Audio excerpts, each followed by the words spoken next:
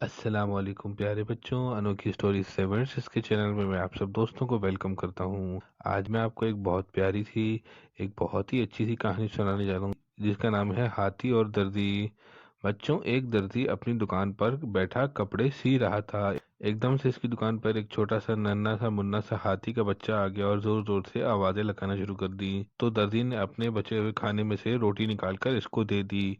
ये बच्चा इसकी दुकान पर रोज आया करता था। फिर अगले दिन हाथी का बच्चा दोबारा आया और जोर जोर से आवाजें लगाना शुरू कर दी। दर्दी ने तंग आकर रोटी देने के बजाय इसको सुई चुबा दी, जिससे बच्चा दर्द की वजह से चीखता हुआ वापस चला गया। एक दिन छोड़कर फिर अगले दिन दोबारा दर्दी की दुकान पर हाथी का बच्चा आया। उस वक्त हाथी का बच्चा कीचड़ से अटा हुआ था और उसकी सूंड पर भी कीचड़ लगा हुआ था। हाथी के बच्चे ने झटके से सूंड हिलाई तो सारा का सारा कीचड़ दर्जी के कपड़ों पर गिर गया। इस पर दर्जी अपना सर पकड़कर बैठ गया और हाथी का बच्चा वहां से चला गया।